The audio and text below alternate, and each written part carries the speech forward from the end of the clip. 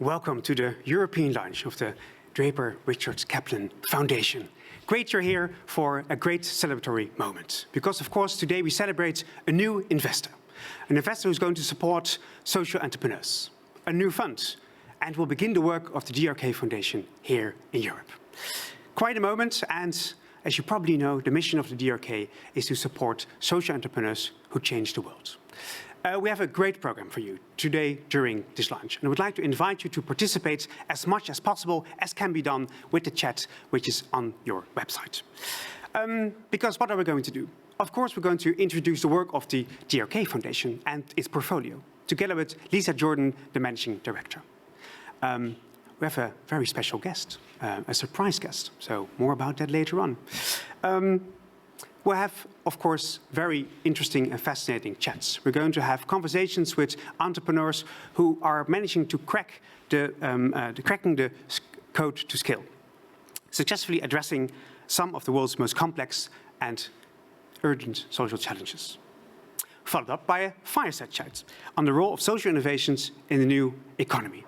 And we close with the city of The Hague, together with Lisa Jordan, and celebrating their partnership. So that's our program for the coming 1.5 hours. I think it will be a beautiful launch of the DRK Foundation here in the Netherlands for Europe. So let's introduce Lisa Jordan, who is going to introduce us to the work of the DRK Foundation. Her career spans 25 years of government, NGO, and foundations, always at the forefront of global social movements. And as a manager of DRK, Lisa plays a lead role in establishing DRK in Europe and sourcing new investments in Europe, Africa, and India. Lisa, welcome to the Netherlands. Thank you. Yes. So excited. We're launching. The DRK Foundation is so excited. We've been waiting for this moment for quite some time. We're excited to be here in The Hague, and we're very excited to be part of the ImpactFest. Great. Beautiful conference in day 2, and we're launching in days 2 the DRK Foundation together with you. Let's start, of course, how do you end up in The Hague, in the Netherlands, for your office, for your launching hub as a foundation in Europe? I think the ImpactFest itself is really exemplary of why we chose to set up our European office and double down on our international portfolio here in The Hague. But let's take a step back and think about the Netherlands for a minute. In the Netherlands right now, you have a burgeoning set of impact entrepreneurs who are using market principles and market discipline to create social change in the world. And that's a very fast-growing community of individuals. And we watch that community, and we look at the way in which the Netherlands embraces that community and really tries to bring it forward. The epicenter of that effort is here in The Hague with the city government, which is creating, through Impact City, a big network of folks like ourselves, impact investors who care about impact entrepreneurs. The city itself is investing in impact entrepreneurs.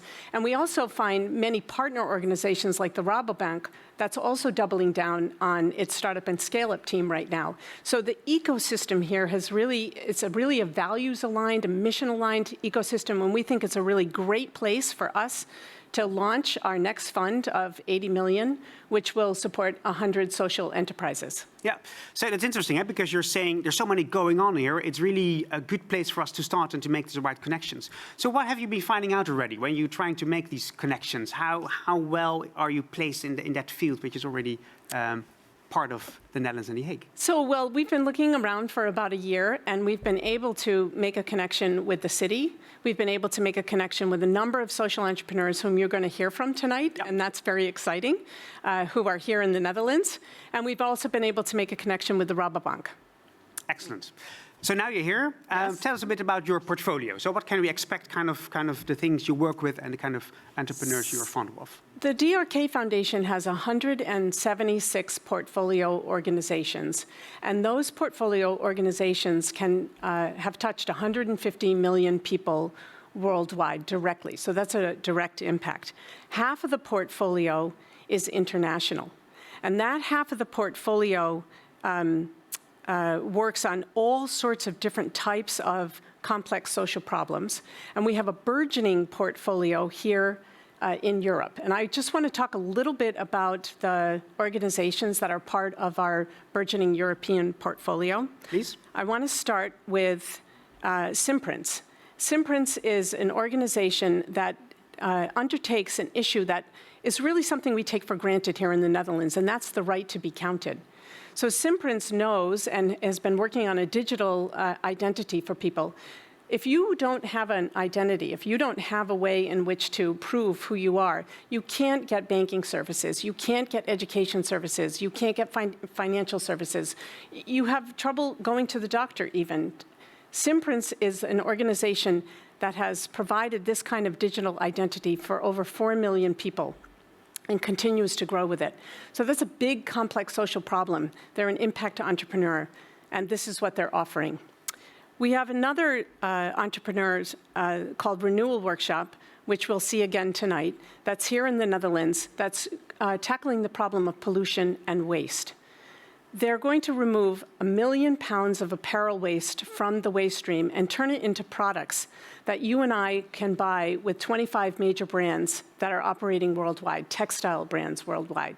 So they're a circular business, and they're one of 2 circular businesses that we have here in the Netherlands. The other one, which you'll also hear from tonight, is Safi Sana. And Safi Sana takes waste from a slum area in Accra, Ghana, and turns it into products. It turns it into energy, and it turns it into farm products.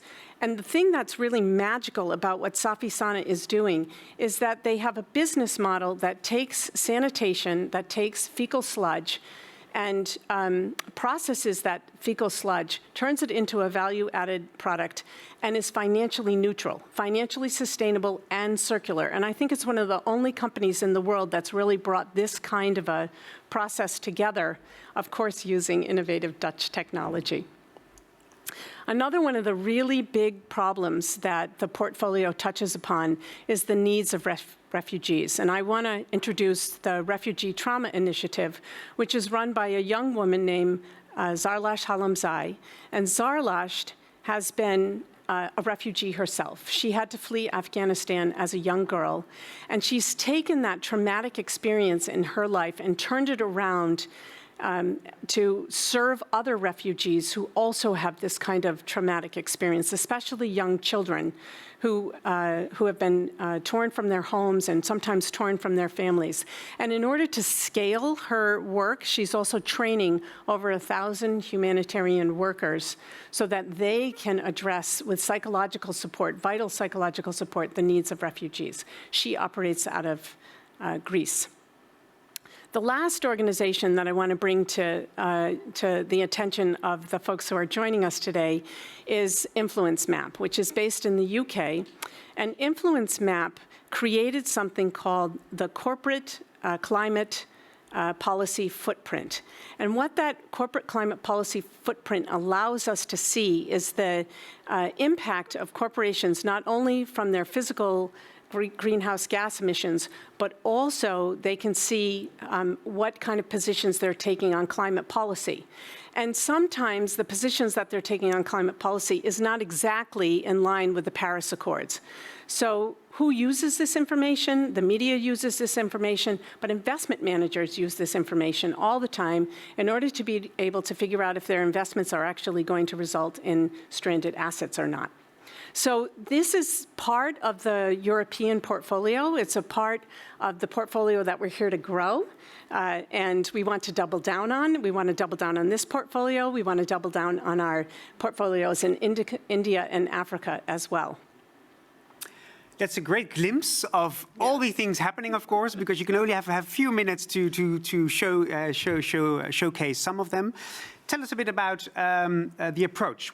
What's the methods you use when it comes to supporting all these social entrepreneurs? So our job is to find and fund and support impact entrepreneurs, as you noted right at the beginning of our conversation. And the way in which we do this is really unique. It's unique here in Europe, and I think it's unique in many places around the world. The first thing is that we offer unrestricted early stage capital to entrepreneurs. So she can spend the money as she needs to spend the money as she's building out her impact organization or her impact enterprise. And that money comes at a very critical stage when it's really, really difficult to find financial resources, and that's just at the post-pilot stage. So we are a post-pilot, pre-scale investor.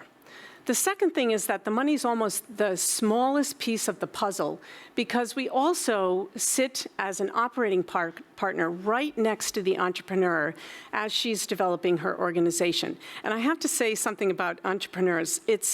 The first thing to say about entrepreneurship is that it's a very lonely task. You are constantly butting up against problems that no one else has been able to solve. This is why you're in the business that you're in. And so when you have 40 friends inside of the DRK Foundation, which is our staff, that are working with you to be able to solve each and every one of the challenges that you're facing, you no longer feel alone.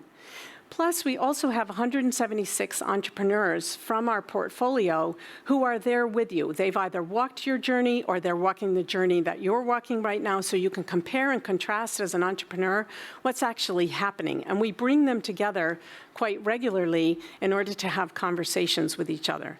So the second big issue is that operating support that drills down on how you're going to scale. We look at 6 different areas and we try to help people figure out what is your scaling strategy, what is it going to look like, and how can you go about reaching scale.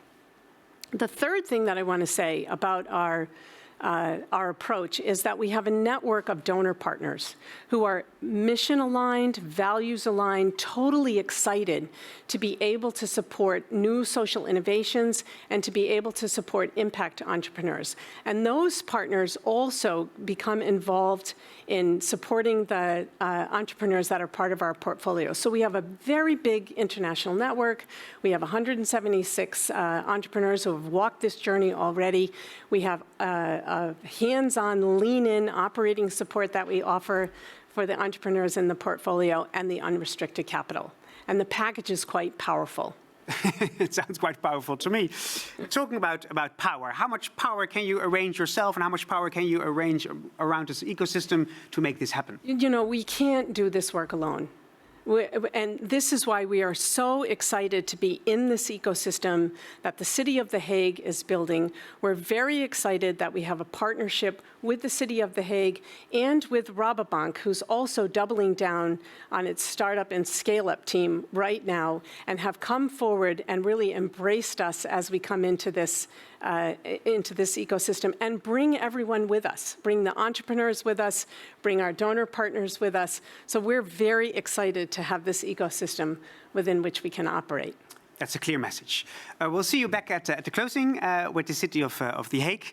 You already mentioned the Rabobank, because the Rabobank is an important partner, and therefore also the chairman of the managing board of the Rabobank has something to say to us. Here is Wiebe Dreyer. Good afternoon. Congratulations, and my apologies for not being there with you in the meeting live, as I had prior obligations that in a cooperative bank are of the ultimate order. I am talking to my membership council, the highest body of influence in a cooperative bank. And hence I cannot be with you today at this festive moment at the opening of the new DRK office in The Hague. And I'm honored and privileged that we, mostly from the local bank and the local setting started, have become the partner of that endeavor. And why is that? That is because I think the DRK Foundation has such a clear purpose that aligns with what the cooperative bank, Rabobank, wants to do in bringing positive change to society wherever we are, in the world of food globally, in the world of leasing globally, but in this country, the Netherlands, more specifically regionally and locally. And our mission is to grow a better world together, and that is by incentivizing, supporting and helping societies, communities to develop and to prosper. Social enterprises are an essential part of that prosperity right now and in the years to come. And I think where we are as two institutions fully aligned on what we want to do is how can we be of help, service and support to those social enterprise and initiatives to flourish and to develop in the local settings, at the national level, but also in other places of the world where that's appropriate. And today, my colleague from the Rabobank Foundation will be with you, Pim Mol, to talk about how we do that on a global scale. And I think that's a good example of how we could bring this partnership even further. having a physical setting in the local setting, and in this case in The Hague, building a partnership that goes beyond just creating a space and a launch contribution, but partnering at an essential level of combining resources and plans, trying to connect our clients, the social entrepreneurs, to your foundation, I think is what ultimately is the value of this partnership. I am looking forward to see that develop. I'm very proud of your steps. I was already proud of what DRK does in the world, but I think it's very encouraging to see you now land in the Netherlands to from here do not only the Dutch but also the European activities and see how we can be even more effective. DRK, but also in combination with Rabobank. Thank you for doing that. Thank you for allowing us to be your partner, and do challenge us on how we can be helpful, supportive in your mission of driving social renewal, entrepreneurship, and improvements to society at large. Thank you very much, and again, apologies for not being at this vested moment part of that celebration itself. Congratulations. Thanks so much, Wiebe Dreyer, for your kind words, and of course we're going to work together quite often. It's time for our panel, Cracking the Code to Scale. I will introduce the guests and then the moderator, and then hopefully we'll have a very revealing and interesting session. First, Jeff Denby, co-founder of the Renewal Workshop. The Renewal Workshops operates a zero-waste circular system that recovers the full value out of what has already been created as a way of serving customers, partners, and the planet. Our second guest, Aart van de Beukel, already introduced with Safi Sana, one of the first companies in the world to deliver a replicable and financially independent model for sanitation services. Then on Zoom, Pieter Waasdorp of the Ministry of Economic Affairs. With over 20 years of experience in innovation and entrepreneurship as a Dutch civil servant, Pieter is widely considered to be the champion of small and medium business enterprises in the Netherlands and in Europe. Our fourth guest, she currently is experiencing a power outage in Nairobi, so I'm not sure she's already in the Zoom, but hopefully she will be in a couple of seconds. Wawira Njiru, Food for Education. A nutritionist by training, Wawira founded Food for Education in order to deliver meals to school children every day. Food for Education just served its 5 millionth meal in less than 4 years. I will introduce the moderator, but not before I ask you to participate in this discussion. You have a chat option. Please use the chat. I see it here on my screen, and I will use it to sometimes use your questions in the panel moderated by Stephanie Karuna. Managing Director and member of DRK's Operating Committee, Stephanie's play a lead role in sourcing new investments and working with entrepreneurs to achieve their maximum impact. Stephanie, take it away. Thank you so much. And it is just wonderful to be part of this experience at ImpactFest today and part of this launch. Today, I'm excited to profile our entrepreneurs because they are really at the heart of our work together. With Jeff and Aart there with you, and Wawira hopefully able to join us, you will see firsthand how our entrepreneurs and we tackled the biggest problems that are out there in the world that need solved and need the ingenuity and the innovative thinking of entrepreneurs to actually solve them. And to really be thinking from the beginning, what is that path to scale? Because we know these problems require solutions that drive large scale impact and that can be sustainable over time. And so you will see that theme throughout all of the organizations that DRK invests in and supports, and that will be profiled here today. And Pieter, having you join us as well and really providing that context of how the enabling system is really essential for all of this work to happen together. So really looking forward to hearing from all of you as we shape this picture through some live examples. So to start with, Jeff and Aart, and maybe starting with you, Jeff, please share with us, what is the problem that you are solving? Tell us exactly how you're thinking about this at the broadest scale, and then share with us how you started coming about designing your solution and how you do your work at Renewal Workshop. So let me turn it over to you to give that description to us to kick us off.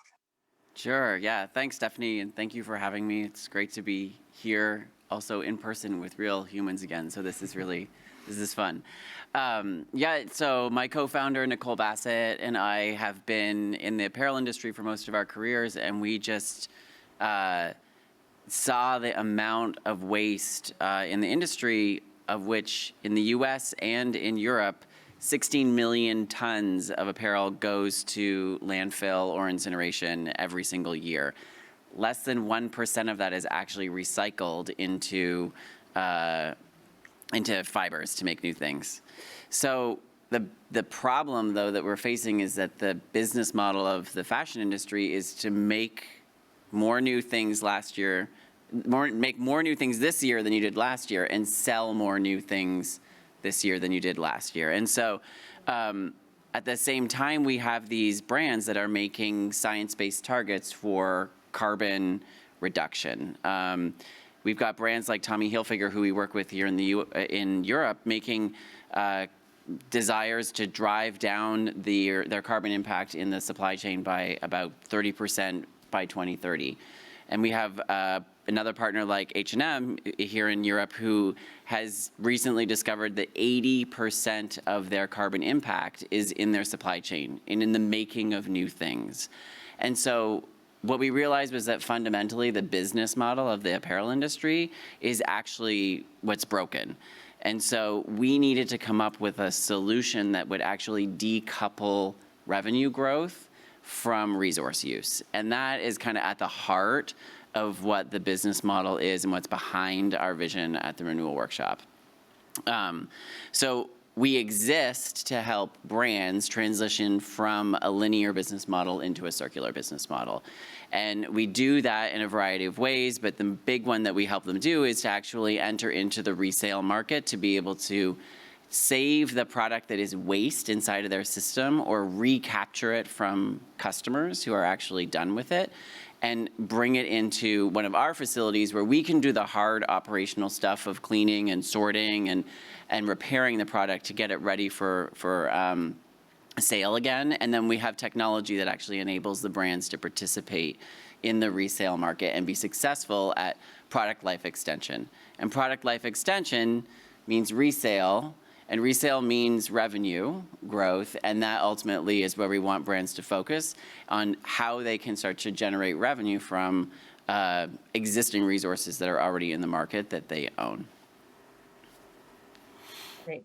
Thank you so much for that, Jeff. I think really that innovation around the business model, as well as what your solution is really compelling. And we'll come back to talk more about how do you scale that brand by brand, and really thinking about what your factory on the ground in Amsterdam is there to do as well.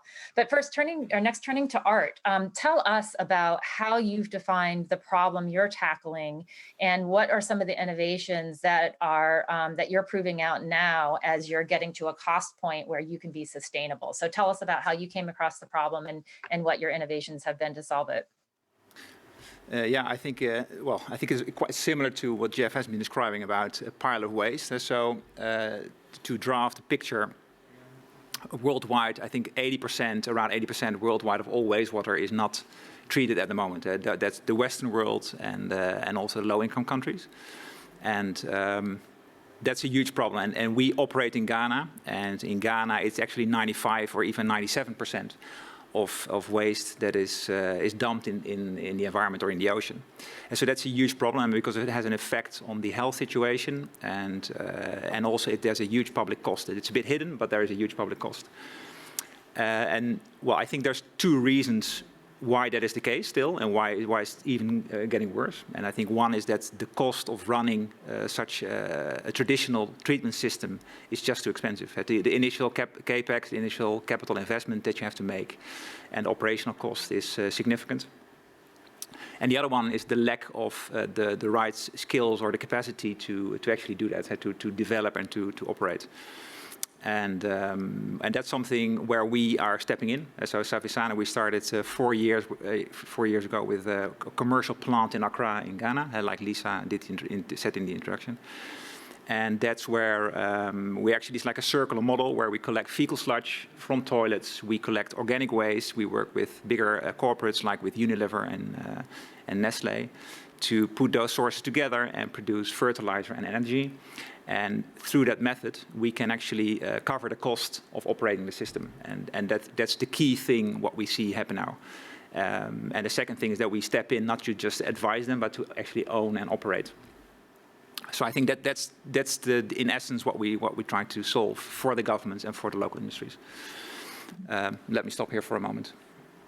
Well, and Art, just to follow up, and so what were some of the key things that you needed to do to drive that cost point down? And how did you know what cost point you were trying to drive it to? Because that does seem to be at the core of getting you to a sustainable position so that you're poised to scale. Yeah, so the cost drivers there is, of course, we work with the local teams, and we work with the local suppliers, so they bring the waste to us, and because we can actually sell those products, the revenue streams are then sufficient to do that. So in terms of innovation, we try to keep it very simple, keep it very basic, also to keep a bit better grip on the cost. So we work with suppliers from the Netherlands, for example, who have it's proven technology, and we combine it basically to make it work in a kind of different setting, and that's one of the key drivers for the success, I would say. And one of the other things is that we look at the human factor. That we work with local people only. We don't bring in expats. I have to travel here and there, of course, but most of the time it's a local team. We have 30 people locally operational.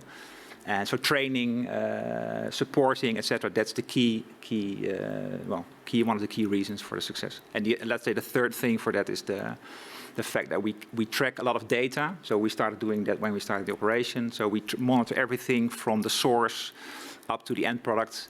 That allows us also to control cost and to make sure that we have good quality and that we know what's going on and how we can help steer the processes. Thank you so much, Art. Pieter, let's bring you into the conversation.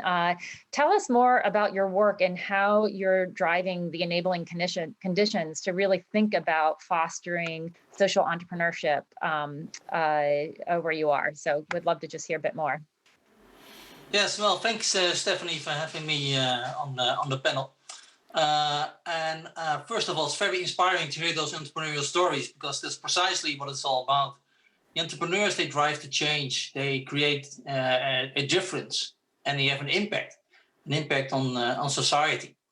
And I think that's key. That's one of the key elements we are talking about right now.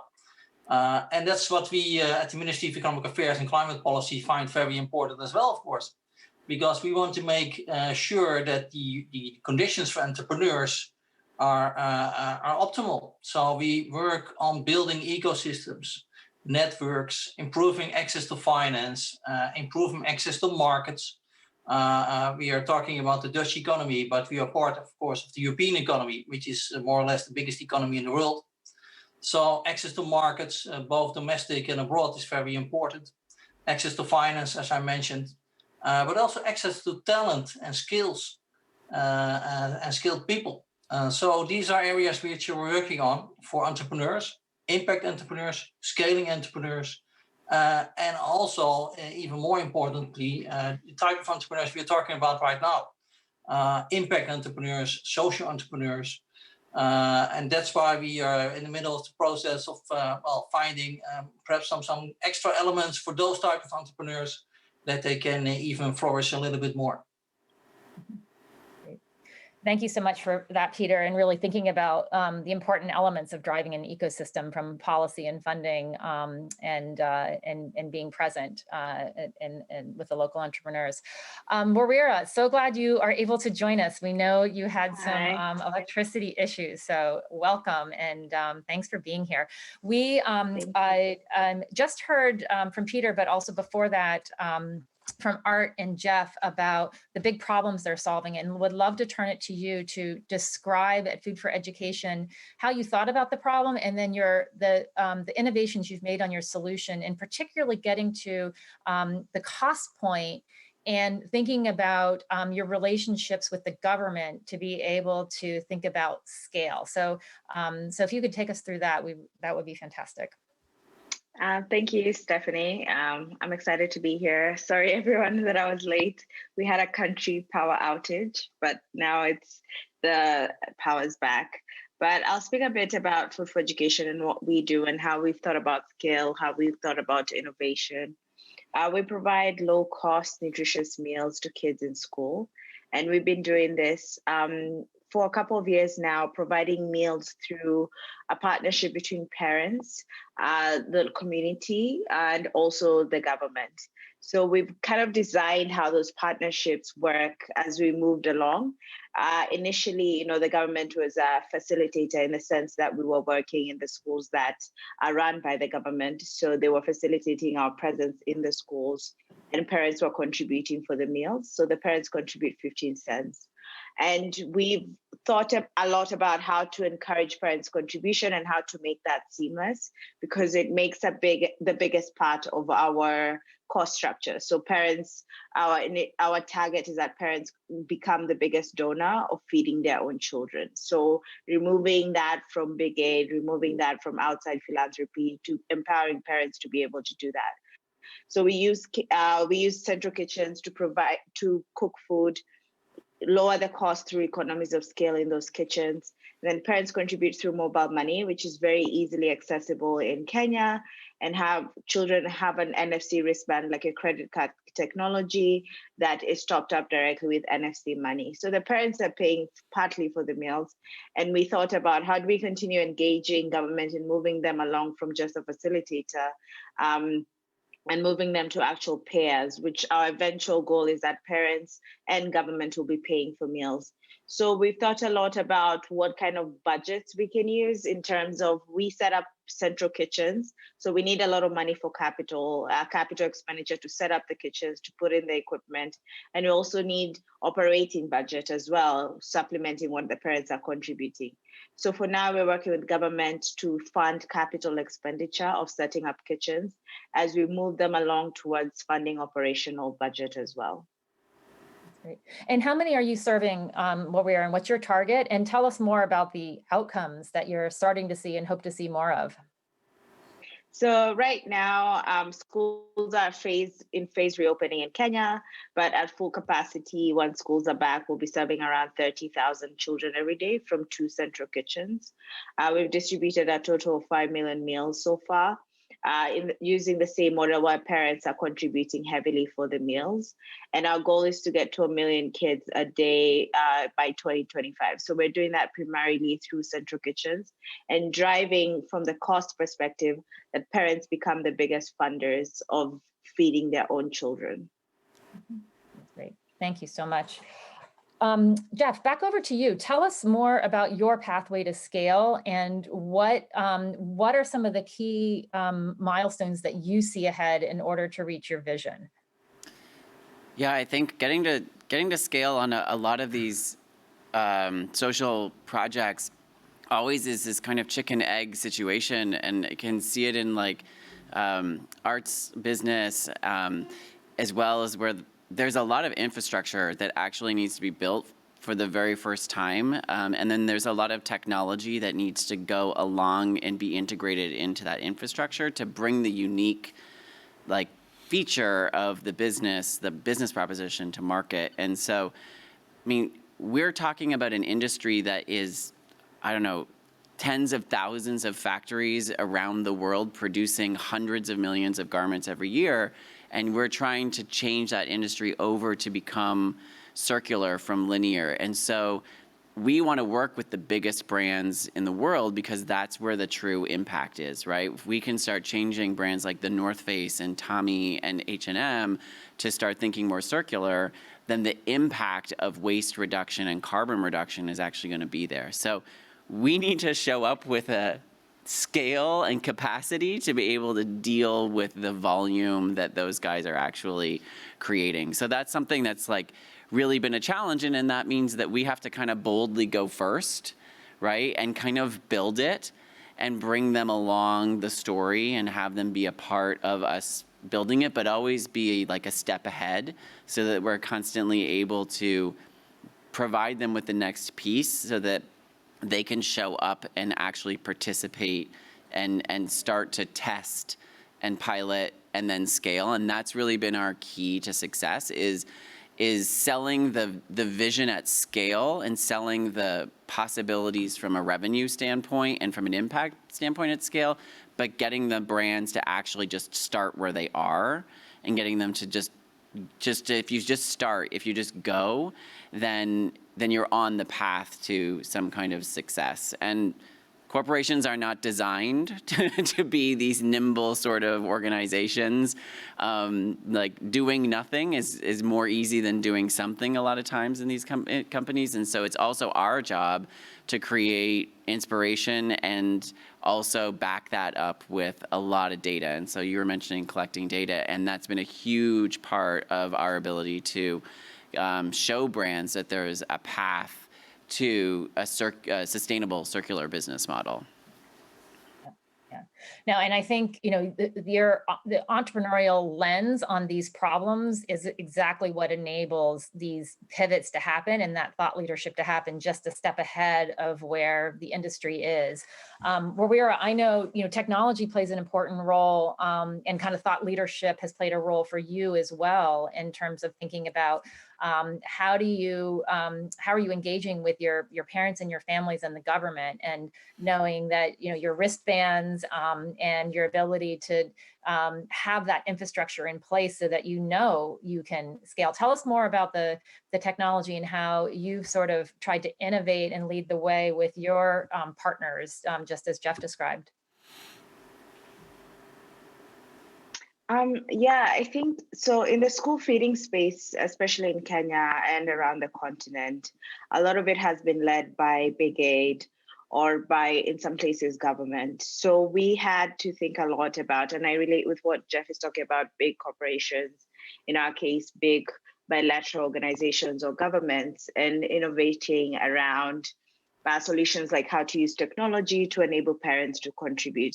So initially, where parents have been contributing, they'll bring either goods, dry goods, they'll bring some cash sometimes, and there's no seamless way of tracking that and encouraging parents to have, you know, aside of how much balance do they have, you know, how much do they need to top up, and the ability also that we give parents of they can top up anywhere at any time using their mobile phone.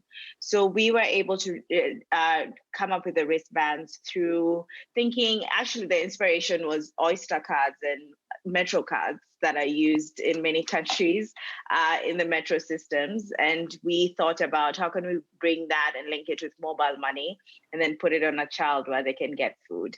So there are a couple of aspects there, from, you know, having the NFC technology to linking it to mobile money. And then there's the issue of acceptability with parents.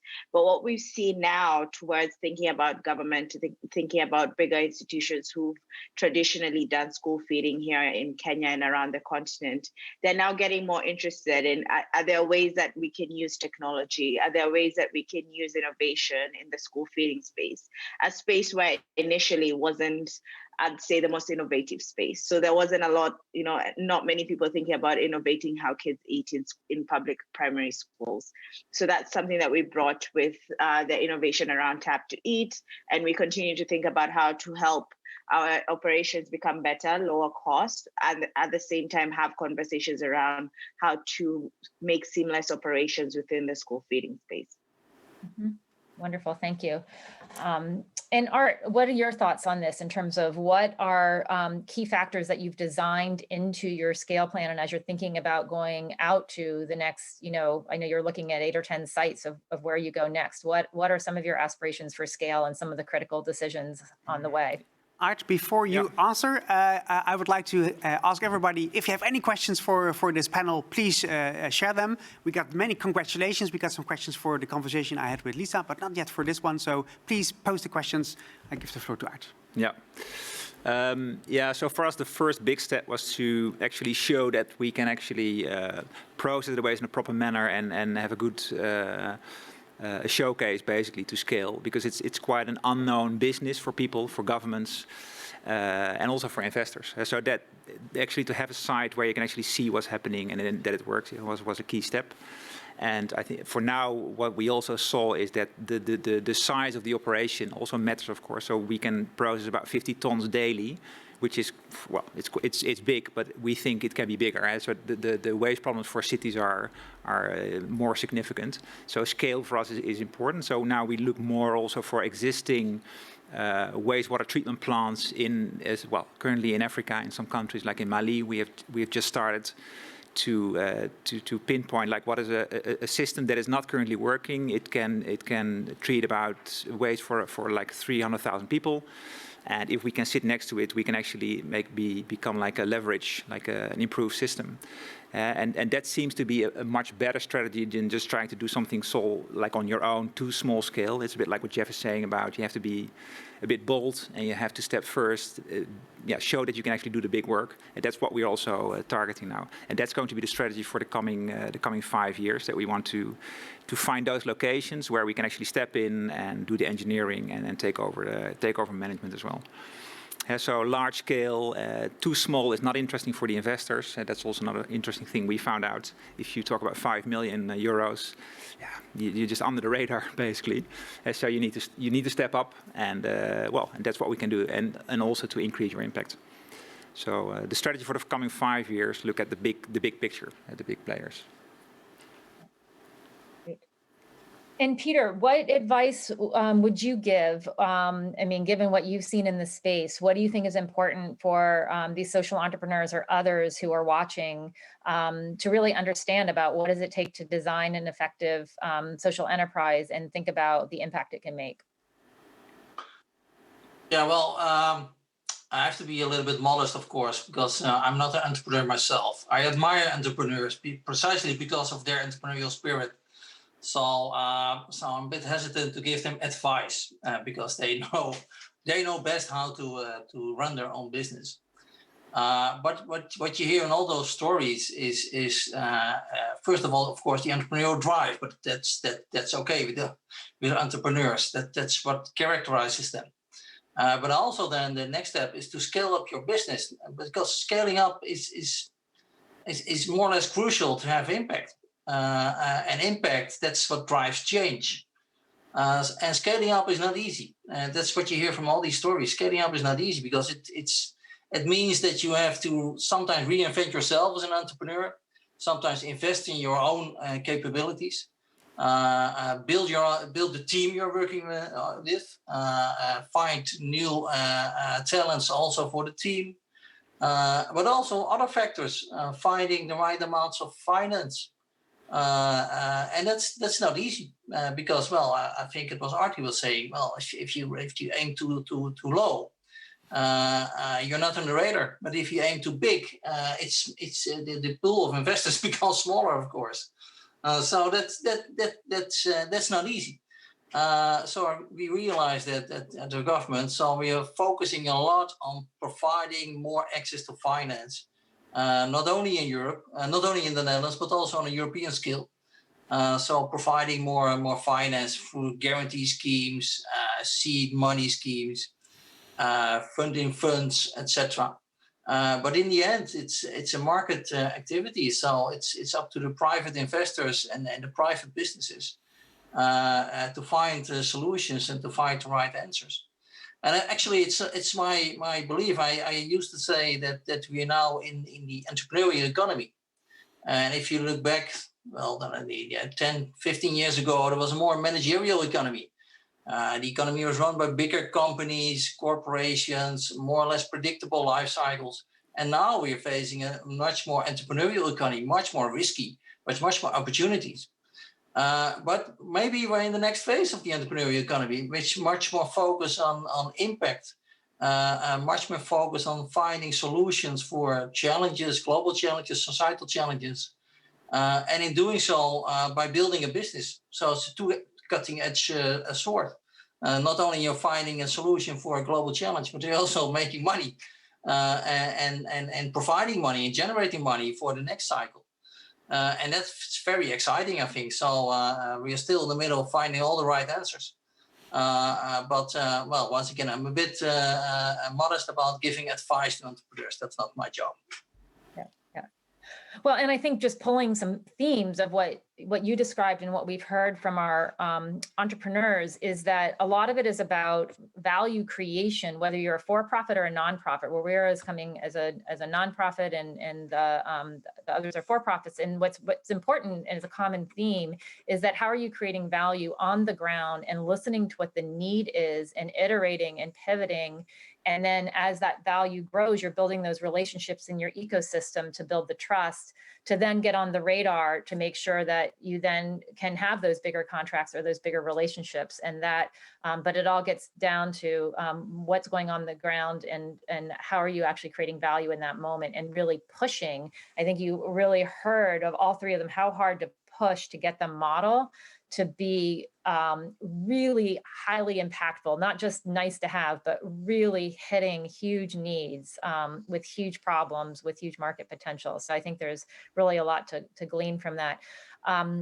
Jeff, Aart, or Wawira, do you want to comment on that, on what that was like in that trajectory to build those relationships? I know we were getting short on time, so Fareed, please keep me honest here on the time, but would just love to hear, what was one of the biggest challenges on that journey, and any reflections you would have for the audience. Yeah. And keep it short, because there's also a question from the audience. So I might just jump in and just say, I think that, money is definitely going to be one of the biggest ones, but it's a really interesting challenge that we all face. There is a lot of money out there for seed, for a lot of young, small amounts of money. And then there's a lot more money for when you actually are ready to scale in a really big way. When you've proven it all out and you have a real clear path to profitability, there's a lot of money to just go replicate that. There's a valley here when you have are past that phase of seed and pilot and into the figuring out the really hard stuff to get to that place where you can start to build 8 plants, 10 plants, et cetera. So that's a part that's is I think one of the most challenging in the entrepreneurial journey is to power your way through this piece. And I will say that companies or foundations, organizations like DRK are super important and helpful, and we have benefited from having DRK on our board for 3 years and advised and been alongside us as we go through this journey. And so we've been really thankful, not only for the advice, but also the mental and emotional support of being told no 1,000 times a day and still being able to go back and do it over and over again. So the key piece of all of this is making sure that the entrepreneur, through this really hard part of figuring out how to get to scale, is actually really well supported with an ecosystem around them as well. Thanks. Shall I pose the question, Stephanie, if that's okay for you? How or what kind of impact measurement are used by all 3 initiatives? Except for collecting and analyzing data, is impact measurement needed anyway or asked for? But all 3 is maybe not possible, but maybe Aart and Wawira would like to give a short answer. So that's a good one. Yeah, so of course, impact is what all the investors or all the supporters want to see, and we also want to see it. So in the beginning, I just thought, okay, we are impactful, right? You can see we collect so much waste, so why do I constantly have to prove? But later, I also realized it's for a good reason. And so the fact that we are actually tracking the sourcing, for example, is one of the tools we use to monitor and to show that we actually make a difference. And it's also, I think, for the investors is one thing, but it's also for the stakeholder or the client, that's the government in our case. So the local government wants to see that there is proof for it. And so we use those kind of tools to measure, for example, the trucks have a GPS system, so we can actually have a heat map where you can see how many trucks, what kind of volumes are collected where. Even with COVID now, for example, we are in discussion to see whether we can play a role in future to do a mirroring system where we can actually show where the waste is coming from, has there been any COVID cases, and same for cholera, by the way. So that could be a role that we can play actually whilst we do the operations. Okay, sounds good. Wawira? For us, we've so we're thinking about impact from the perspective of who we think, who we intend to be our payer and our doer at scale as well. So we want the government to have a big part in terms of taking over school feeding. And we thought about what are the barriers to the government? What questions do they have that we can answer through our impact metrics? So we have our first impact metric is number of kids fed, because we want to show scale. We want to show ability to provide mass numbers of children with food. And then the cost of the meal, because the government and the parents want to know how much is this meal, how much are we paying for it? And then we look at the impact on the education outcomes. So we look at end of year exam performance and national exam that all students take. And we look at that as a metric also. So our impact metrics have changed, have kind of been more defined as we've gone along, mostly because of listening to our partners and our stakeholders and understanding what do we need to prove to X, Y, Z for this to be a national-wide or a continent-wide school feeding program scheme. Thanks so much, Wawira. We're out of time. Or Stephanie, you have any final closing comments yourself? But otherwise, I would like to thank Wawira, Pieter, Aart, Steph, and of course, Stephanie for a very interesting and great panel. Thank you so much.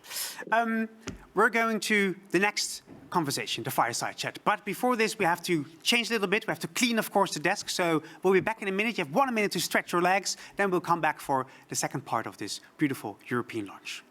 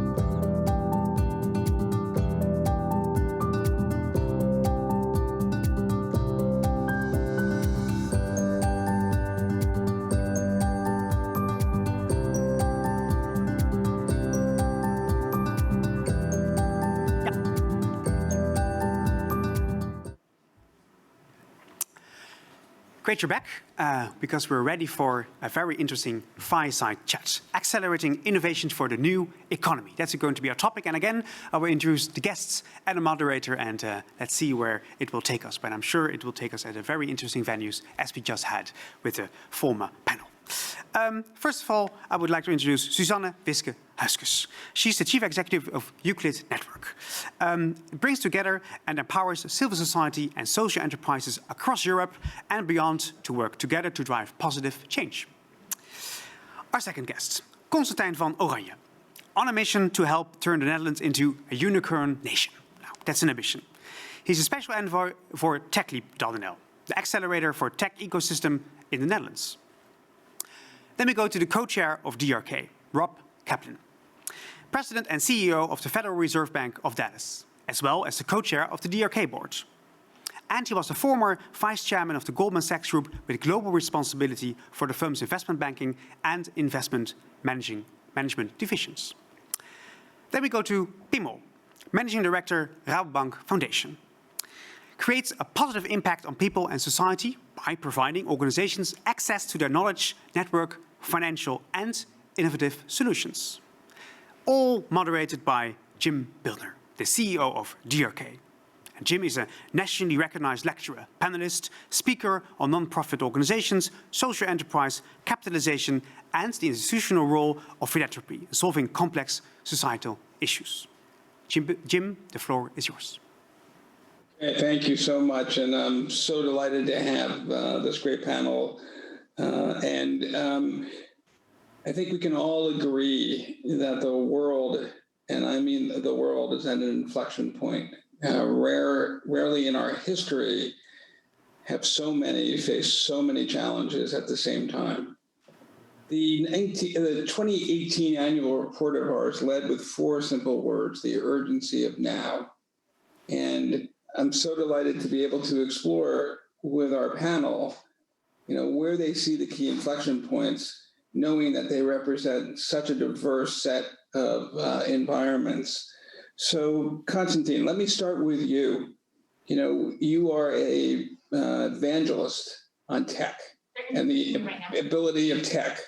And can you speak to what you see in terms of the gaps in the needs and how tech can fill that?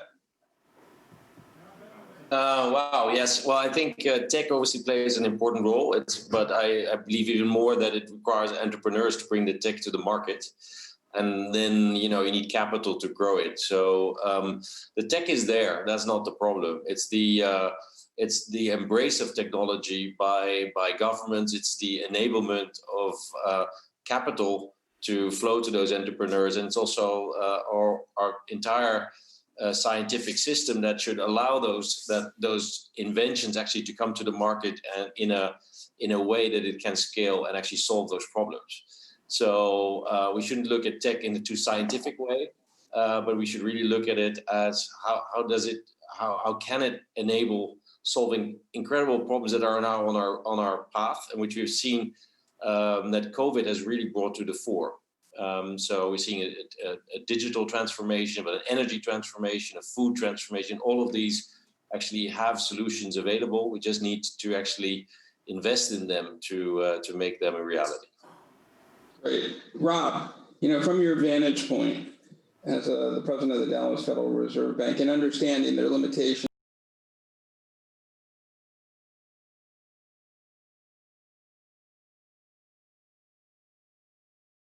has played a role, a big proponent in all of your life on social enterprises and the needs of others.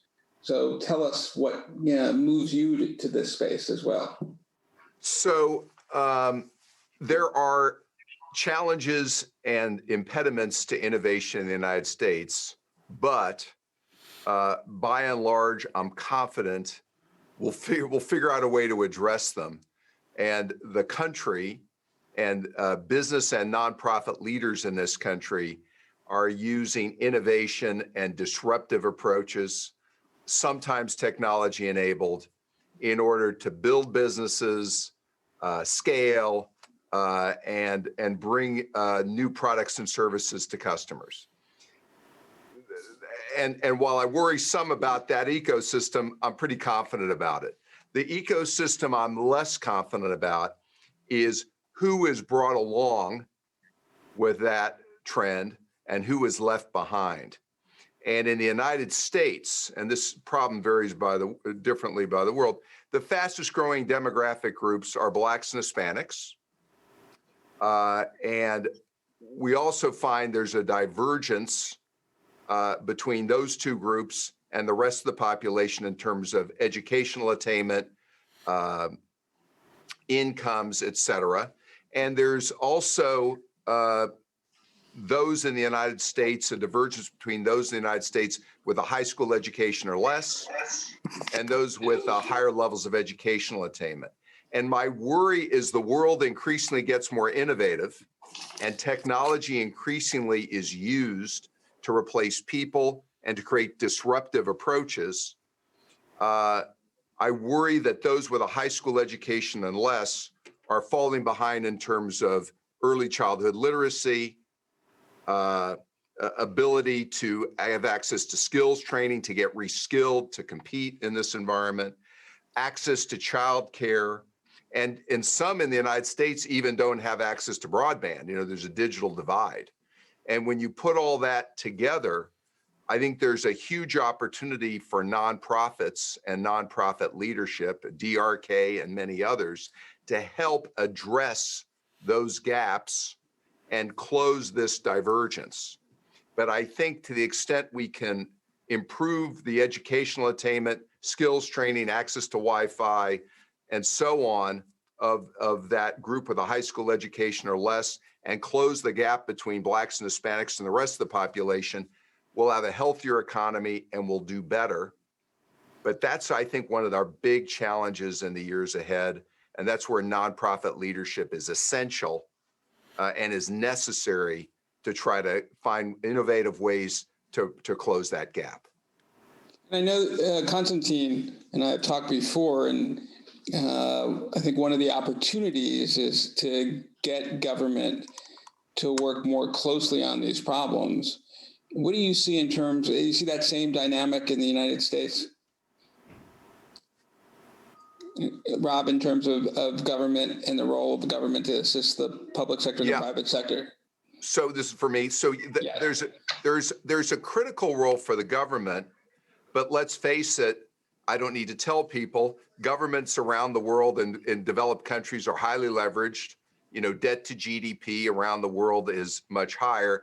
There's probably less capacity for fiscal policy. And so a lot of this falls to state and local governments, probably increasingly working in partnership with business leaders and nonprofit leaders to introduce structural reforms. So what's an example of a structural reform? Taking a junior college and high school and partnering with a business to offer more skills training, that's a structural reform. Improving early childhood literacy through, say, going from half day to full day pre-K, that's a structural reform. A lot of it probably has to be done locally and in public-private partnerships, but I don't think government can't do this alone. Pim, give us the advantage of what you're seeing there. I mean, as the introductory comments were made, Rabobank is, committed to its stakeholders, and your role is one of advancing the foundation's work with so many. Can you tell us what you see, what the opportunity is, and what the need is, and why now? Well, first of all, Jim, thank you for inviting me, and let me congratulate you with your new European.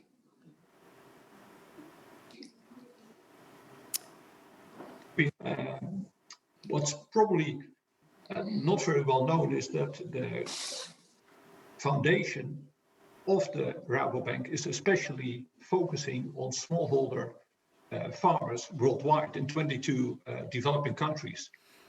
So what has that to do with the topic of Prince Constantijn, technology innovation? Well, a lot, because a lot of these farmers, and we could still visit a lot of them in the last couple of years, but the key thing, they always say to me, is that their key problem is the climate change. So they have huge problems wherever I come, whether it's India, whether it's Kenya, whether it's go to Ecuador, huge problem with the climate change and how to adapt to that, being a small farmer with 1 acre or 2 acres.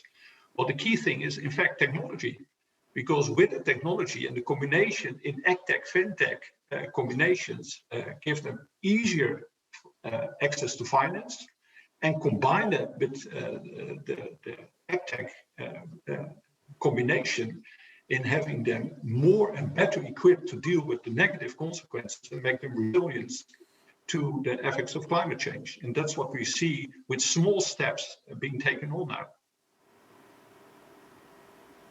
now. Suzanne, not by any means last, but you are so close to the ground.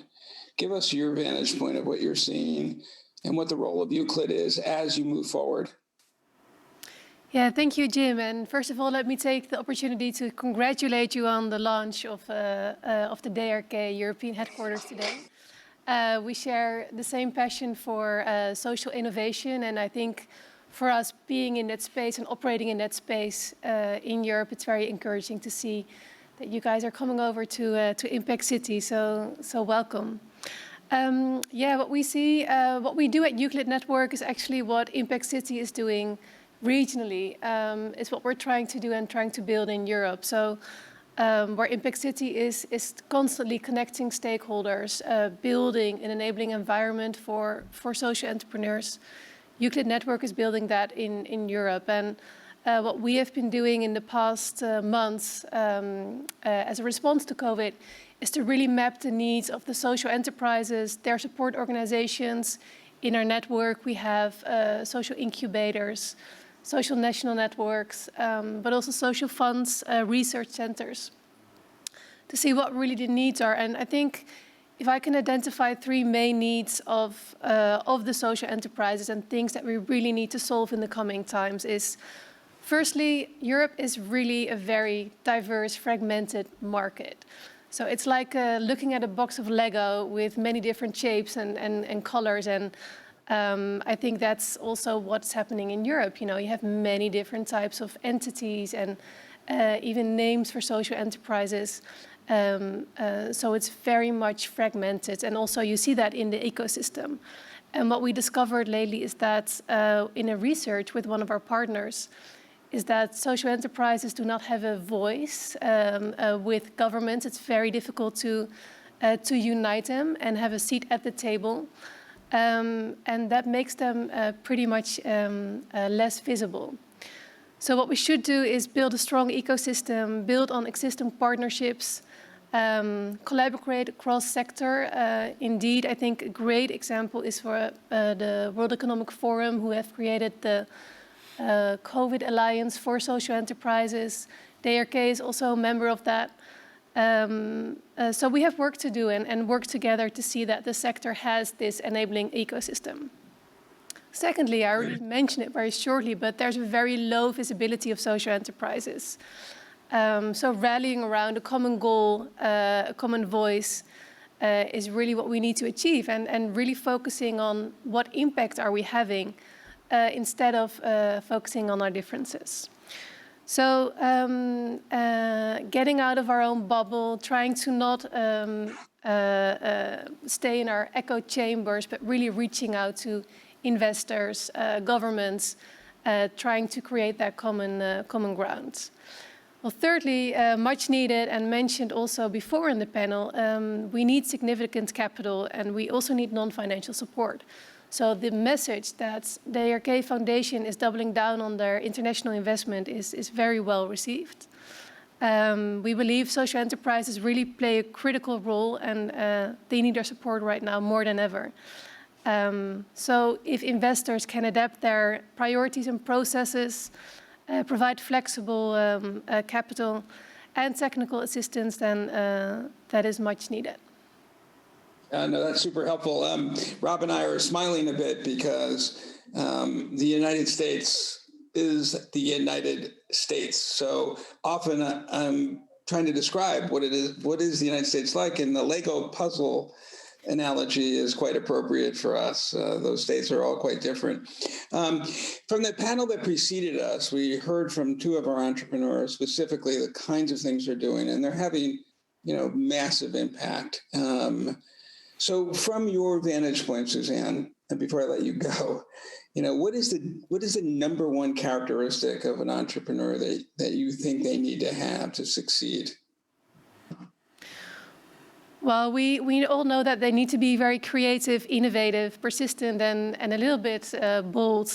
I think especially in these times, what you see is that social entrepreneurs are really sticking to their, main goals and working hard every day, being very committed. And Lisa mentioned before, it's a lonely job, it's a lonely journey. But especially here in the Netherlands, you see some amazing examples like Paper on the Rocks, like Shelter Suit, who are really pushing through. And what we're seeing is that they're very committed, but also seeking help, seeking assistance. And for us, it's great to see that they're truly organizing themselves. Just in the past months, we have seen the launch of the Turkish Social Enterprise Network, Danish Social Enterprise Network, Austria. So I think they're all rallying around the same causes, and that's great to see. Got it. Constantine, what have you seen that's been the most powerful attribute of social enterprise leaders? And if you were advising them right now, what would you tell them? This is the one thing you need to have. Don't think like an NGO, but think like a big business, or having at least the ambition of being just as ambitious as Tesla has been.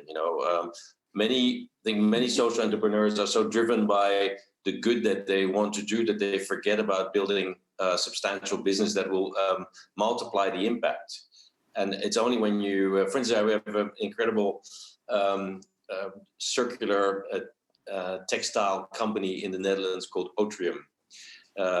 They were working on basically finding new buyers for leftovers of the textile industry, and they're actually turning around the whole industry by saying, well, maybe you should A/B test the textile industry like you do with software. Instead of producing large amounts of textile and then finding that a lot of that is not sold, why don't you first test what you produce and then actually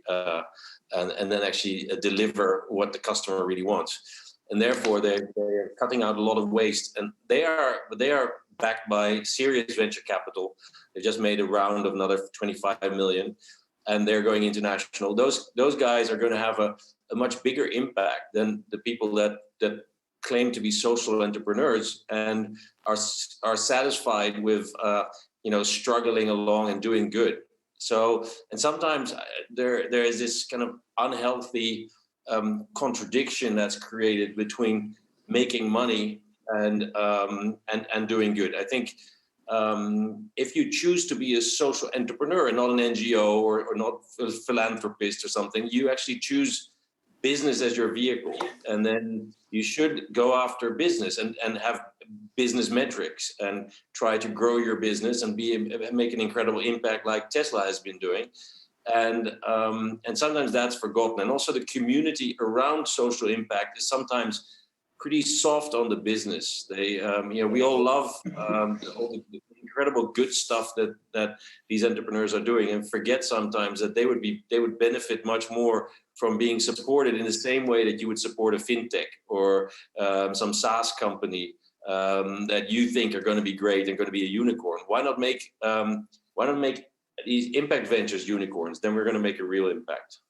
Yeah, so it's great that you say that. I mean, our whole reason to exist at DRK is to work with social entrepreneurs who are rigorously approaching. And there was a question from the earlier panel, which is worth restating now, which is, how do we measure impact? And we are very, very clear about what impact is, and that's impact on direct lives. It's not some tertiary impact. And so our entrepreneurs are, in fact, as rigorous as any. Rob, I know this is a subject matter you've written a bunch of books on. Your experience in the private sector, not just Goldman Sachs, but on a number of corporate boards. So what's the answer to the question that I posed as well? What differentiates a successful entrepreneur from one that's not?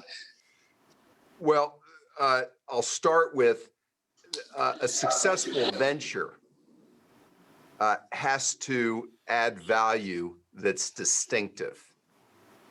And so you have to pick a constituency you're trying to serve, but add value that's distinctive.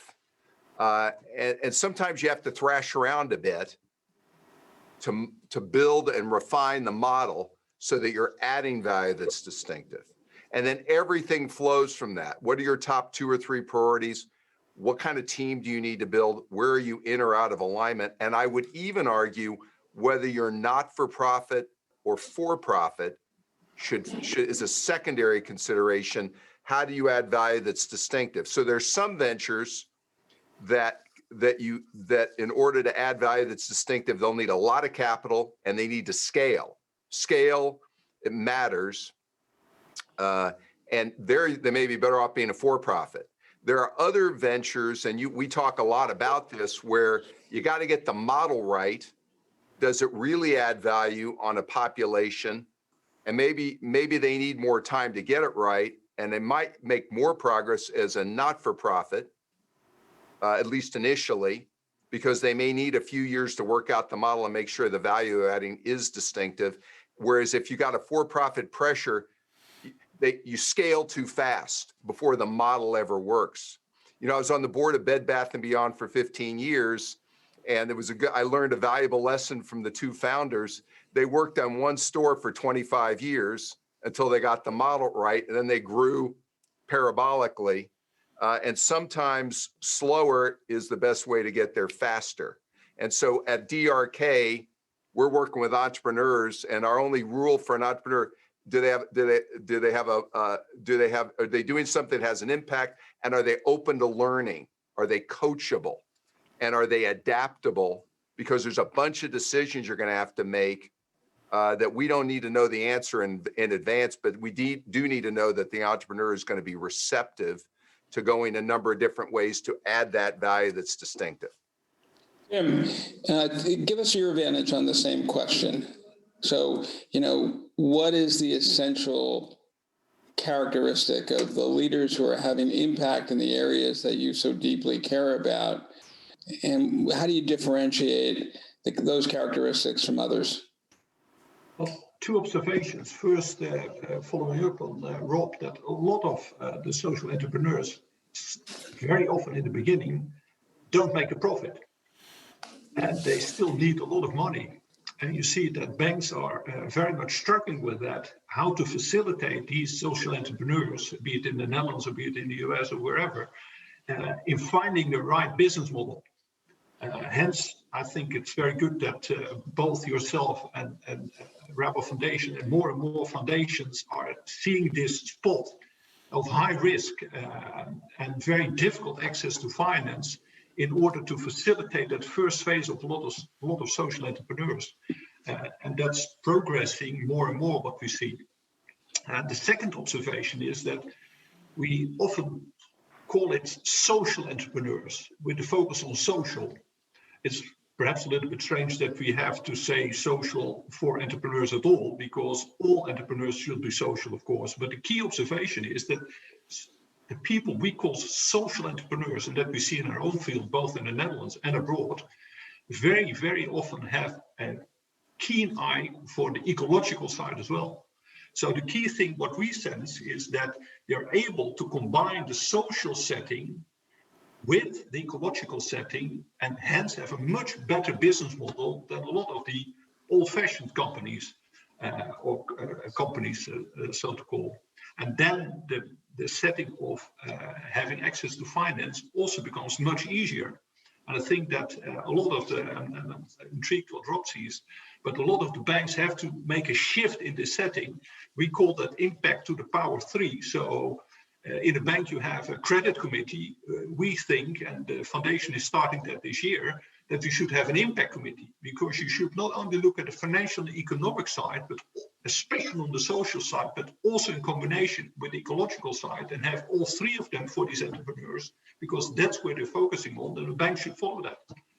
Yeah, that's a wonderful observation. I mean, to be clear, and then I'll ask the same question to Suzanne, we don't see a conflict between all of these views. Yeah. So for us, the primacy of the social mission is number one.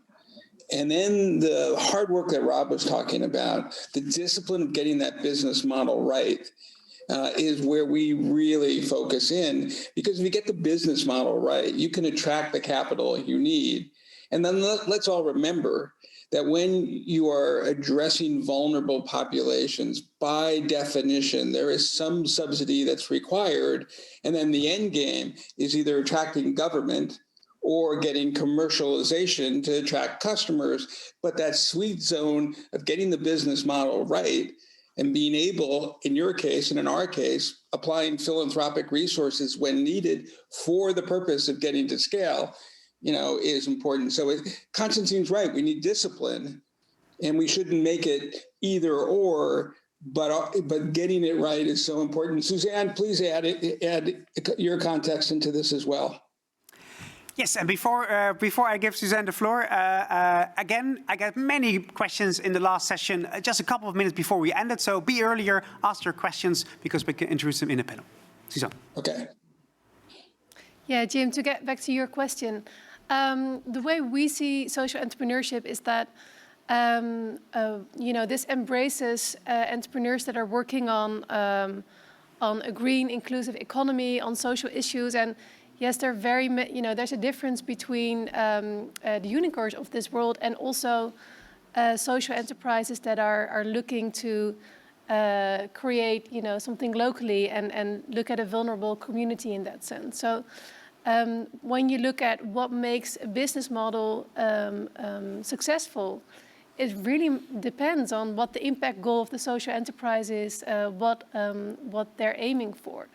And I agree that even though some business models of social entrepreneurs might be working very well, and they're making profit, they're reinvesting in the company and scaling, what we see is that usually a social entrepreneur is quite dependent on grant money, on philanthropic resources indeed. So it's very much dependent on the situation, and I don't think there's a one-size-fits-all solution for that. Fareed, do you have questions you want to pose, or? I get many social entrepreneurs here on the chat who want to cooperate, but that's something I think for after the launch.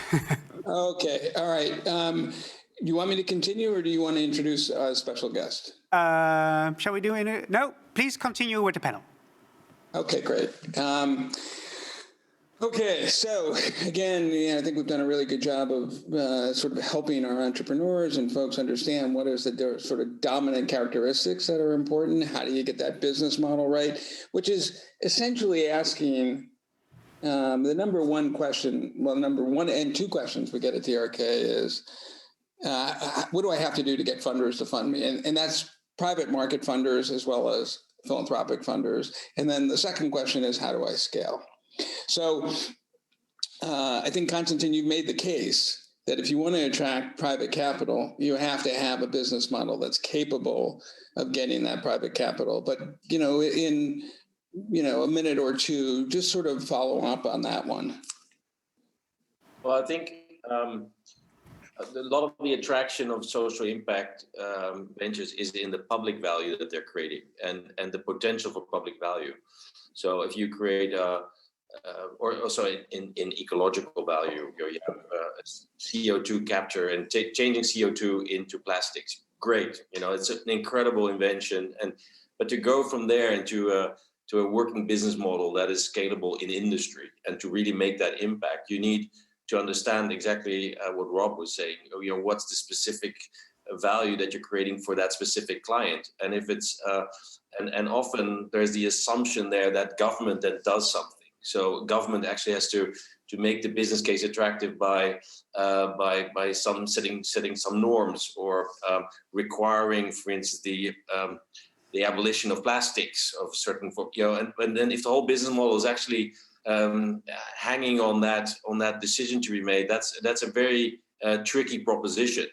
And I think that many of these incredible inventions depend far too much on some kind of external factor to happen for the impact to materialize. And so if you choose to be an impact entrepreneur, then you have to follow the logic of the market, and you have to find what the value is that someone is going to pay for. And if it's not, if it's a public value, then the government will have to pay for it. And if they don't do that, then your business is gone. So you have to find another way. You have to go through some kind of a private benefit, or that that some business or some sector would want to pay for a lot, and then the public value will come as a maybe a secondary effect.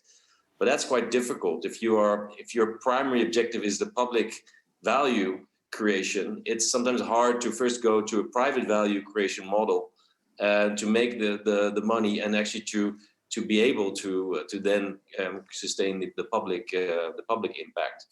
But I think that's really the role of funds like yours and of a lot of the ecosystem players that are the intermediaries here, to help these entrepreneurs through those dilemmas, and actually help them create the teams and bring in the experience and also the capital to make that journey from private wealth, private value creation to public value creation.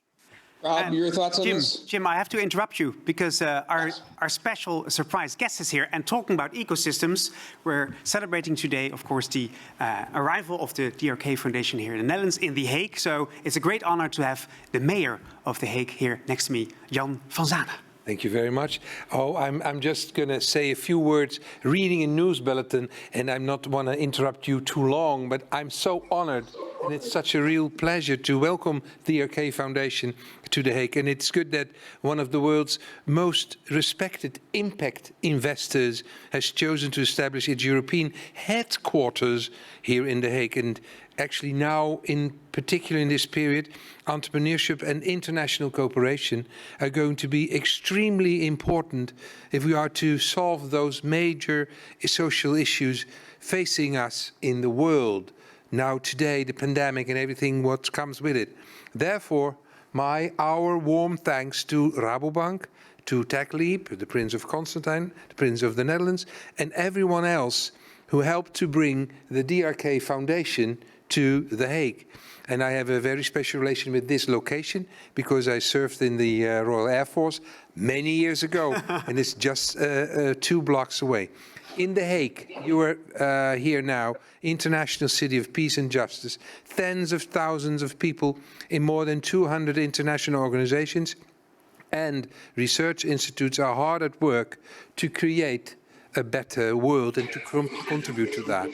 There are also entrepreneurs in our city who have come up with innovations for humanitarian issues or who have found solutions for the energy transition, food shortages, or clean drinking water worldwide.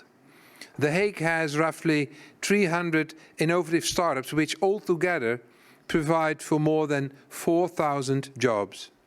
And to support these business owners, 5 years ago, the city took the step of launching its Impact City program. And the aim of this program is to support the front runners in the transition to a new sustainable economy. It was talked about it before. As an ecosystem for sustainable business created here in The Hague, Impact City is a leader in Europe. Even the European Commission has said for the best support and the best network as a sustainable entrepreneur, you need to be in The Hague. And this also includes financiers who are looking not just for financial profit, but also who want to see a social return.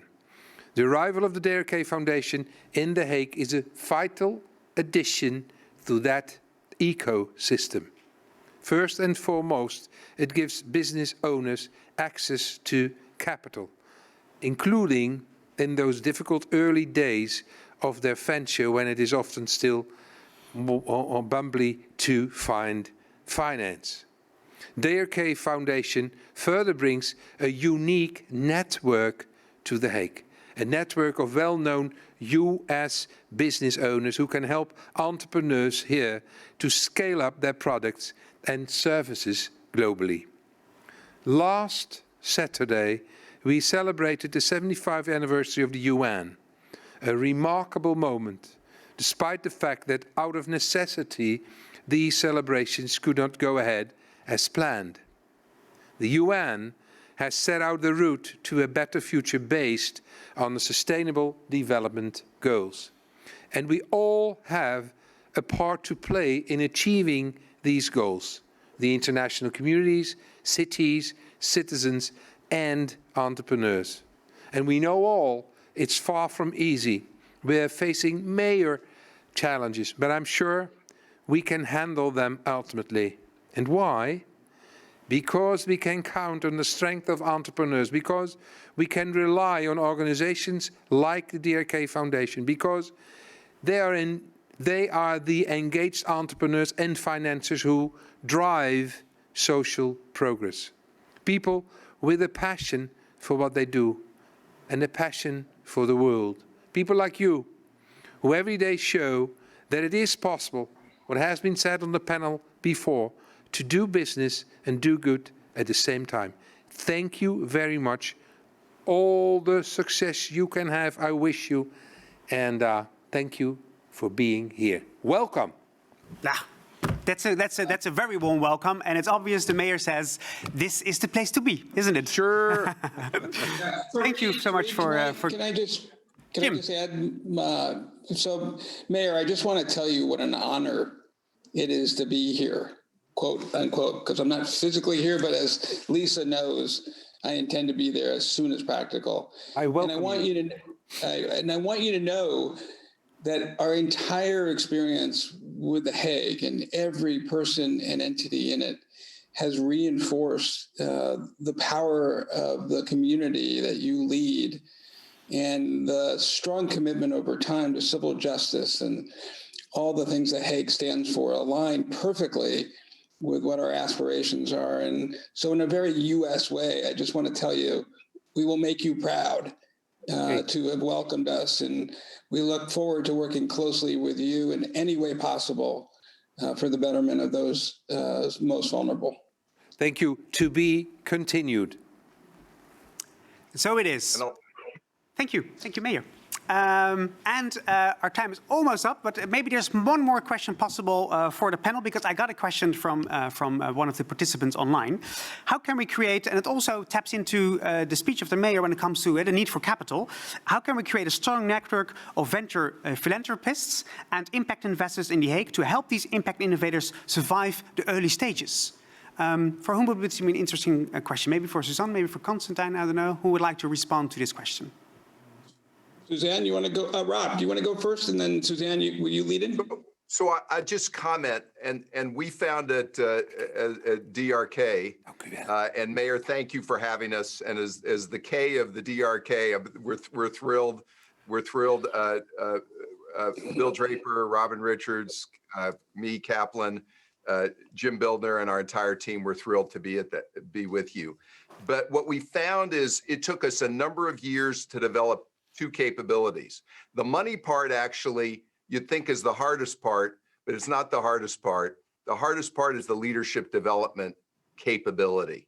And we had to develop an organization, and this is what Jim Bildner is so good at, but our entire team, is how to work with entrepreneurs and coach them and help them become leaders. That means build their team, develop their business model, make sure they add value that's distinctive, build a board. These are all things that take a lot of work to do. So it's a hard ecosystem and community to build, but I'd emphasize, I think when you see someone do it and realize the power of it, anyone who's served on the board of a nonprofit or a for-profit company or a social entrepreneur will have insight into this. And so we try to combine the capital part with all those leadership development, coaching, development expertise parts. But that second part is the part that's most scarce. And so to the extent you can develop people and get them engaged who have those skills, the money often will follow.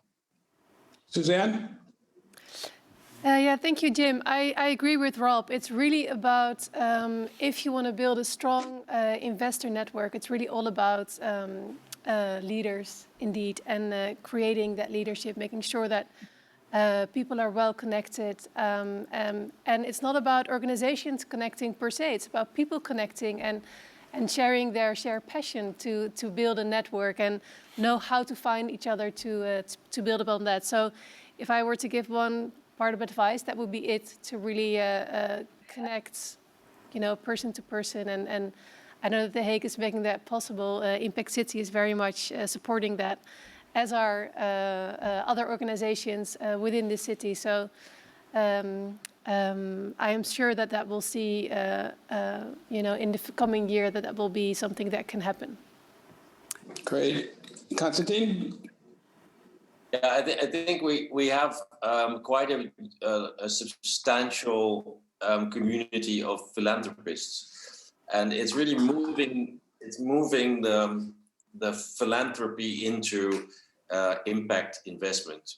and fiscally that should be interesting as well, because you can deduct your philanthropy. You might not be able to deduct your investments in high risk social impacts, and so there's some work we can do there. But it's more about creating a community of people that are actually doing philanthropy at the moment, to make them understand that they can get a much higher impact return from spending at least part of that money on social venturing, and that's something you do by picking up the phone. And you guys, some people here in the Netherlands, who I know a few people, and it's really getting that community going. To really start investing in this asset class. So it means that family offices also have to really identify this as one of their priorities, so that they start allocating resources to this, and also hire people that can actually do this. So more often they're in private equity, and then they have other, they are in equity and all that, and then they have a philanthropy part, but the two don't connect yet. So we have to get the story out. Storytelling is important. Relationship building is important, but lower the threshold to that capital actually coming into this asset class. Yeah, exactly. Pim, final comment from you? Well, as you probably know, that in the Netherlands we focus on social entrepreneurs who employ people with a distance to the labor market. There are hundreds of thousands of people who don't participate in the labor market. And of course, for them, be it refugees, be it seniors, be it children with difficulties at school and come to the labor market, be it people with a hearing problem or eyesight problem, it's tremendously important to get into the labor market. As you are in The Hague, the city of The Hague is one of the few cities in the Netherlands, as an example, who's lowering the thresholds for the entrepreneurs in order to find these people and to be able to employ them. So I would like to call a lot of other cities to take the example of The Hague, of the mayor, how you can do that as a city in order to make it easier for social entrepreneurs to find the right business model for their type of business. Right. Hey, Rob, what is it?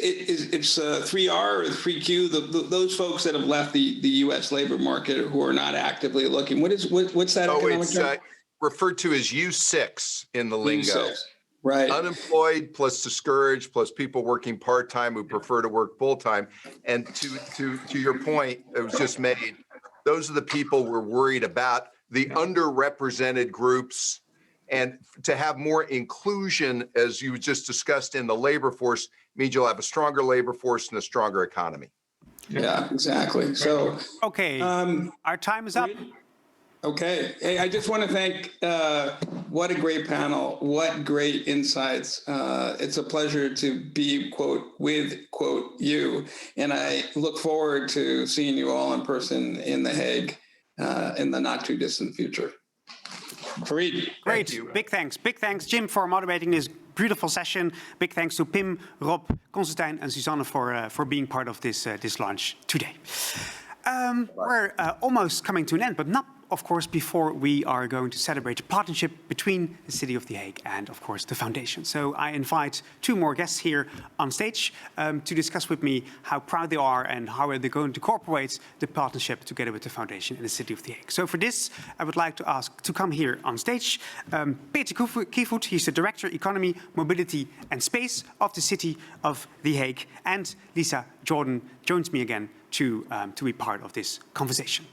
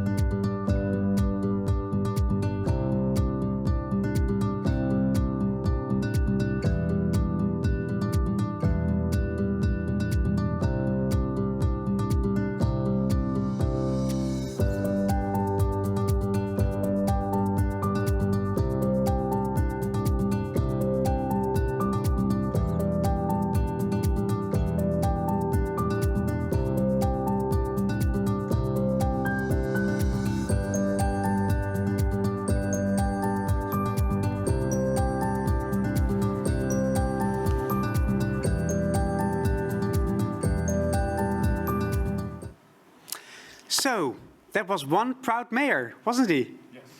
Cool. So, how is it to build up this partnership with a foundation which decides to land in your city and to cooperate when it comes to all the things that you're working on? How is it? It's a party. Yeah. Yeah. It's a party because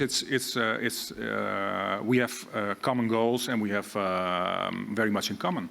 So of course you could say that the interest of the city of The Hague is to build a better economy, but we can only do that by building a better world. And so we have the same goal, the DRK Foundation, and we as such. Oh. So it was very easy, actually. It was very easy.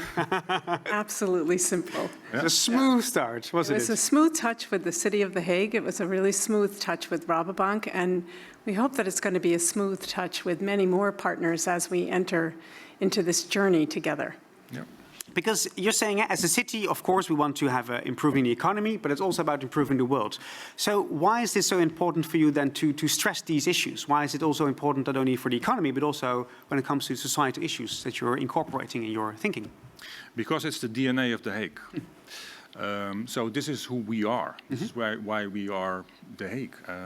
We stand for a better world, for peace and society, a secure world. So it's because it's who we are. We also want to build an economy which is based on who we are. You want to be the identity that that the city is. Sure. So I believe it's also in a sort of a business way a big opportunity. That's also true. I must be honest there. So we started building something like an impact program about 6 years ago, I think. Because it looked very promising, because it was so close to it was very akin to who we are, and we were also very much in need of a innovative ecosystem, which the former economic crisis made apparent that we didn't have that one. We were very much dependent upon the public sector. That's why everybody in Holland knows The Hague, because it has a so large public sector. And we believe that that's not all The Hague stands for. We also stand for a peace and better world. So how can we make the combination of doing good and doing business together? We're very committed to that goal. Because everything is like I said, our identity is very much in every aspect of the city. You can find examples of NGOs or small businesses which are trying to do things, combining doing good and doing business. So we have no alternative also. We have to do this. Yeah, okay. We are. It's interesting because Pieter says it's also an opportunity. So what kind of opportunities do you see now that you landed here in The Hague to further collaborate and elaborate? One of the really special things about this city and about the partnership that we have with Rabobank is that both partners look within the city and look beyond the city to create a much bigger ecosystem around impact. And we have that same idea that it has to start local, and then it goes regional, then it goes national, then it goes global. So we're really excited about the opportunity to be able to start local and then build out. We're also very excited about bringing our international portfolio here next spring when we have an international retreat with all of the entrepreneurs that we're supporting and the new ones that will come on as we begin to deploy our fourth fund. This is really absolutely just the beginning of this journey, and it's been a real joy and a real gift to be able to work together to bring it to fruition, I have to say.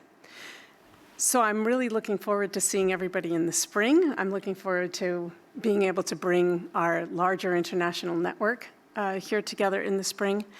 And I just want to say to everyone who's been a part of this conversation today that we cannot do this alone. We want entrepreneurs to come and ask us to invest in them. We want impact investors to invest next to us. We want donor partners that will allow us to help them create the kind of impact that they're looking to create. That's our call to action as we begin this journey with the City of The Hague and with Rabobank. And I'm sure this will happen. So it's up to us. We have launched. So now let's cooperate. I've got many questions to get involved. So I'm sure you will be involved in the coming time. Thanks so much for joining us, and let's change the world. Thank you.